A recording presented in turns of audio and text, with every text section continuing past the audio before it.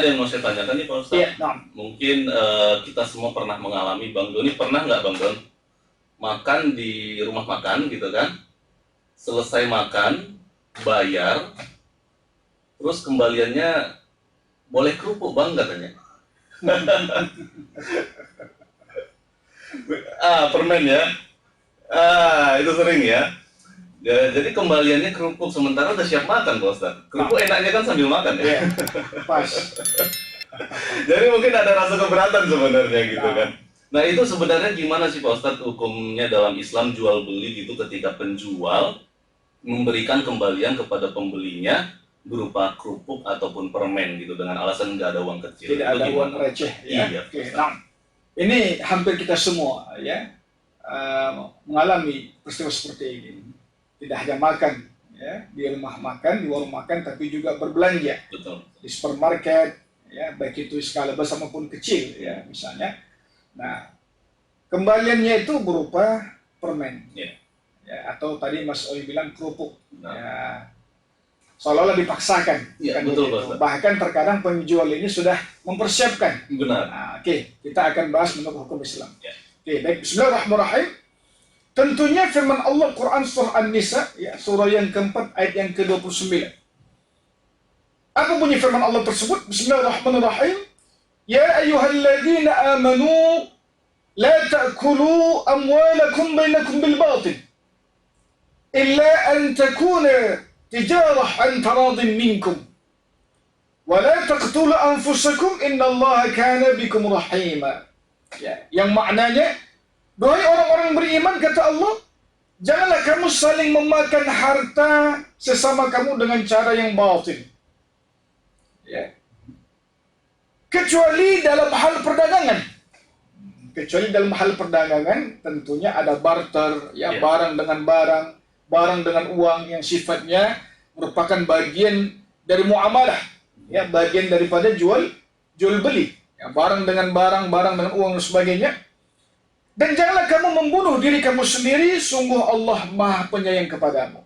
Nah, pendengar setia yang dirahmati oleh Allah SWT, tentunya ini menjadi poin penting bagi kita bersama dalam kalimat yang disebutkan dalam firman Allah tadi, ya, illa an takuna tijarah, kecuali dalam hal perdagangan, ya, di mana idza an taradin minkum, ya, kita saling ridha. Nah, jadi memang ada beberapa item jawaban. Yang pertama, jika kita ridha nih, nah, tentunya kalau ridha harus diucapkan dari si penjual tadi, Mas Oi, untuk dimintai keridhaannya. Nah, jadi semacam ada ijab dan qabul antara penjual dan pembeli. Ini yang sering sekali dalam konteks muamalah, ya, muamalah fiqih, ya, tentang jual beli khususnya, ya, bahkan jual beli biasa, walaupun tidak dikembalikannya dengan permen atau kerupuk dan sebagainya, tapi memang betul-betul dengan uang. Kita sering sekali lupa menyebutkan saya beli ya Pak. Nah, sementara si penjual menyebutkan iya saya jual. Itu hukumnya na'am, ijab kabulnya Mas Nabi. Nah, jadi ini sering sekali kita sepelekan dalam hal ini saja, ya. Maka apapun bentuk belinya, ya tentunya yang dihalalkan di sisi Allah SWT, ya, baik itu di pasar tradisional maupun di pasar-pasar modern, ya, diupayakan mengamalkan sunnah tersebut. Saya beli, ya, si penjual pun sejual. Nah, itu lafaz kita ijab dan qabul, ya, walaupun dengan kita membeli, sebagian ulama menyebutkan itu sudah dianggap seperti ijab dan qabul, tapi alangkah lebih baiknya itu dilafazkan, diucapkan. Itu yang pertama. Yang kedua, kembali masalah idza antara minkum tadi, ya, saling ridha. Kita tahu sekarang ini bahwa kalau di pasar tradisional khususnya, ya, biasanya kembalian yang paling murah itu kan 500, ya. Tentunya kalau kembalian 500 masih bisalah diupayakan. Nah, jadi tentunya seorang pedagang, seorang penjual kan dia sudah paham tuh, ya, bahwa daganganku ini dengan harga-harga sekian, tentunya harus diupayakan menyetok kembalian, ya, sesuai dengan harga tadi, yang misalnya Rp500 untuk di pasar-pasar tradisional biasanya, ya. Kalau di pasar-pasar modern, ya, itu biasanya sampai bilangan 200, kan gitu kan, itu ada. Nah, ini tentunya harus dipersiapkan dahulu. Tidak boleh mereka menyengaja seolah-olah memaksa konsumen yang membeli tadi. Kan ini ibaratkan memaksa mereka harus membeli barang kita. Iya. Kan membeli ini kan dipaksa, walaupun dengan jawabannya kembalian. Iya, betul. Tapi Bu, Pak, ini permen ya kembaliannya nggak ada uang receh. Iya. Padahal sebenarnya uang recehnya itu ada. Iya. Nah ini tentunya hukumnya haram, tidak boleh. Haram ya, Pak Ustadz, ya.